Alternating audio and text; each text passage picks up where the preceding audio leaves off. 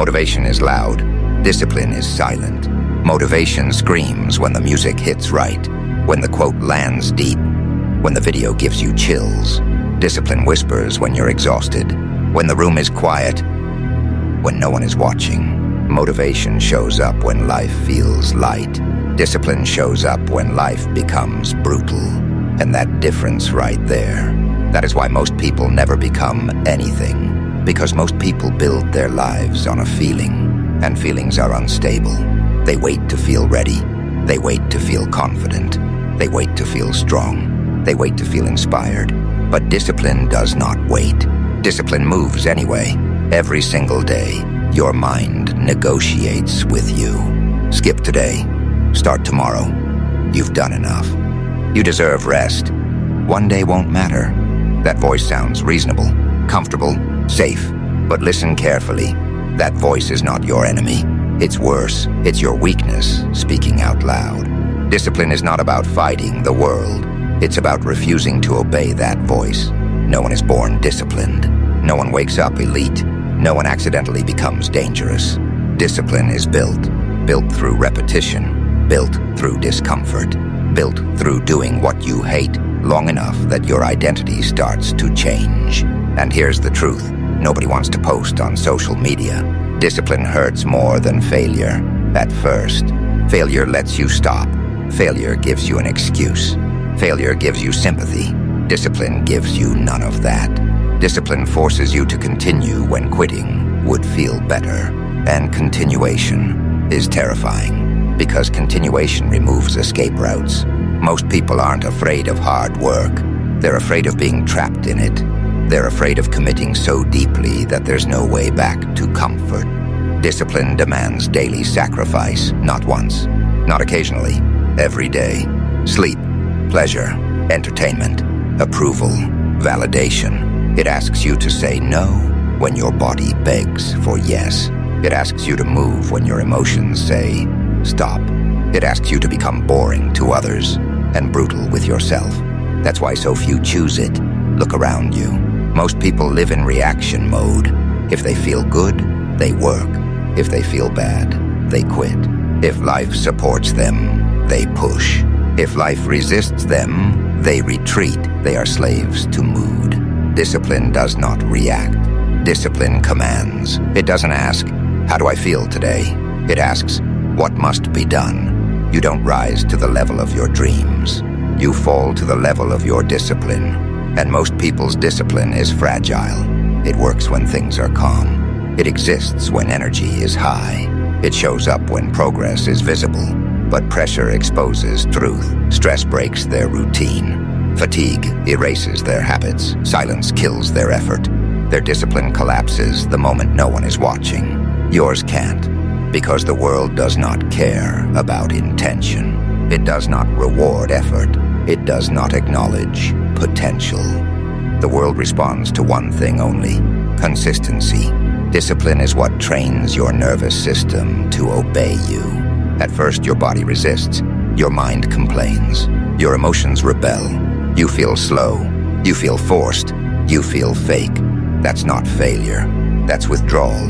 Your brain is addicted to comfort, and discipline is cutting the supply. Discipline rewires you. It turns action into instinct. It removes debate. It removes hesitation. At first, everything feels unnatural, because your old self is dying, and death is never comfortable. Discipline kills the version of you that needs excuses. It kills the version that waits for permission. It kills the version that asks, what if I fail? And it replaces that version with someone dangerous. Someone who moves even when tired. Someone who executes even when afraid. Someone who does not require motivation to act. This is how elites are created, not through intensity, not through hype, not through emotional spikes, but through daily non-negotiables. The workout happens whether you want it or not. The work gets done whether you feel inspired or not. The standard is maintained whether anyone notices or not. This is the real separation. Anyone can be intense for a week. Anyone can grind for a month. Anyone can look disciplined when the novelty is alive. Discipline is staying when the novelty dies. when the excitement fades, when progress is invisible, when boredom becomes unbearable. That's where identity is forged. Most people quit in the quiet phase, when there's no applause, no feedback, no dopamine. They mistake silence for failure. Discipline understands silence is the training ground. You don't try to be disciplined. Trying leaves the door open for quitting. You decide, and once you decide, you remove choice. Choice is the enemy of discipline. The moment you give yourself options, weakness negotiates. So elites eliminate options. I am the person who trains. I am the person who finishes. I am the person who does not negotiate with weakness. Once identity locks in, behavior follows automatically. You no longer ask if you should act. You act because that's who you are. And this is where most people break.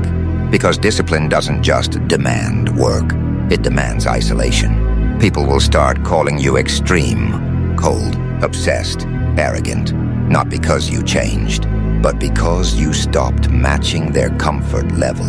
Your consistency exposes their inconsistency. Your standards threaten their excuses, so they'll try to pull you back down. They'll joke, they'll criticize, they'll minimize your effort. Smile, keep moving. Discipline is not about punishment. It's about respect for your future self. Every disciplined action is a vote for the person you're becoming. Every skipped action is a vote for staying the same. And votes compound. One disciplined day won't change your life, but hundreds will. A year of discipline will separate you permanently from who you are now. And that realization is where fear enters, because once you truly commit to discipline, there is no excuse left to hide behind. No blaming luck, no blaming timing, no blaming others, only execution. Discipline turns pain into structure, chaos into order, potential into reality. It doesn't care how you feel. It doesn't ask for permission. It doesn't need applause. It just works. And in a world addicted to comfort, discipline becomes dominance. Discipline doesn't just change your schedule. It changes your position in the world. Once discipline becomes non-negotiable, life stops feeling random. You stop feeling unlucky. You stop feeling confused, because chaos only exists where standards are weak. Most people live inside emotional weather. Good day, they move. Bad day, they disappear. Disciplined people operate above weather. Rain or sun, praise or silence, pain or comfort, they move. And this is where the real cost of discipline appears. Isolation. Not the dramatic kind, the quiet kind. The kind where invitations stop coming. The kind where conversations feel shallow. The kind where you realize you no longer fit where you once belonged. Discipline separates you long before it rewards you. Your schedule won't match theirs. Your priorities won't make sense to them. Your silence will make them uncomfortable. You'll notice it first in small ways. You leave early. You say no more often. You stop explaining yourself. They'll ask, "Why are you so serious?" They'll say, "Relax, life isn't that deep." They'll tell you, "You're doing too much." What they're really saying is, "Your discipline is exposing my lack of it." So they try to soften you, slow you down, pull you back into normal. Normal is the enemy. Normal is average disguised as peace. Normal is comfort dressed up as happiness. Discipline requires you to choose loneliness over approval, because approval weakens standards. Once you taste discipline long enough, you start seeing people differently. Not superior, not inferior, just predictable. You see who lives emotionally. You see who avoids discomfort. You see who needs motivation to function. And you realize something dangerous. Most people are not built to go far. That realization can make you bitter if you're weak, or focused if you're disciplined. Discipline does not make you emotional. It makes you precise. You stop wasting energy on reaction. You stop explaining yourself. You stop defending your standards. Your silence becomes heavier than words. This is where discipline turns into power. Power is not loud. Power is not aggressive. Power does not convince. Power moves regardless of opinion. The disciplined don't argue with reality.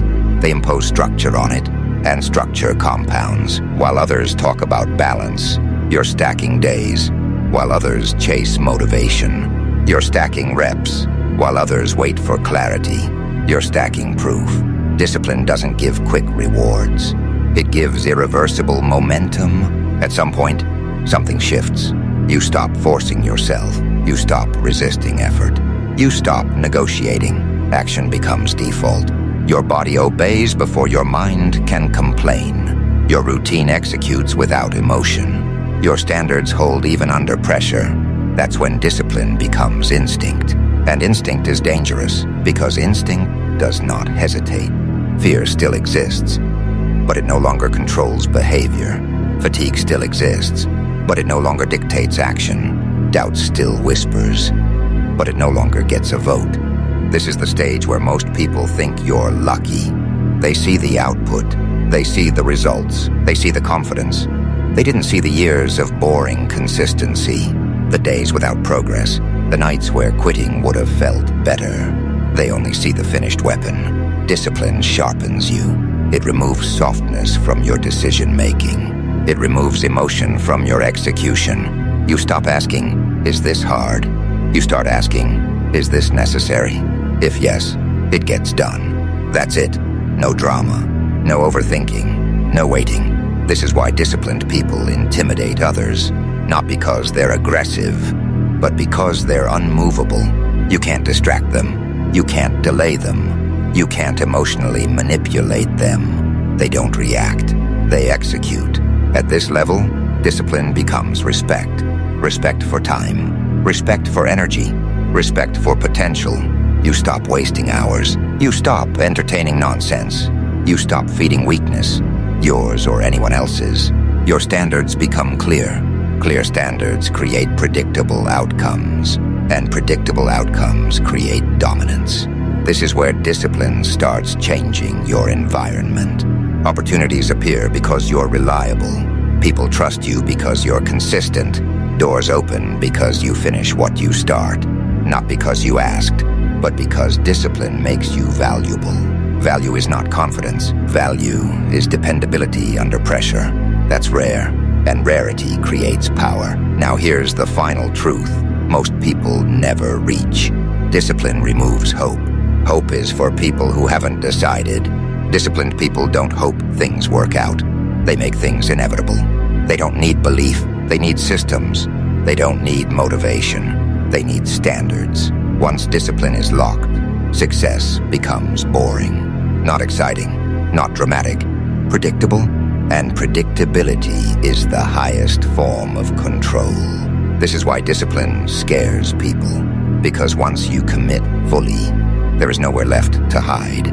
No more one day, no more someday, no more when I feel ready. Only today, only now, only execution. Discipline turns pain into structure, structure into momentum, momentum into identity, and identity into destiny. You are no longer trying to become someone. You are that person, the one who trains, the one who finishes, the one who does not negotiate with weakness. In a world addicted to comfort, this makes you a threat, and eventually, a king, not crowned, not celebrated, not announced, but undeniable, because discipline does not ask the world to acknowledge it. It forces the world to respond.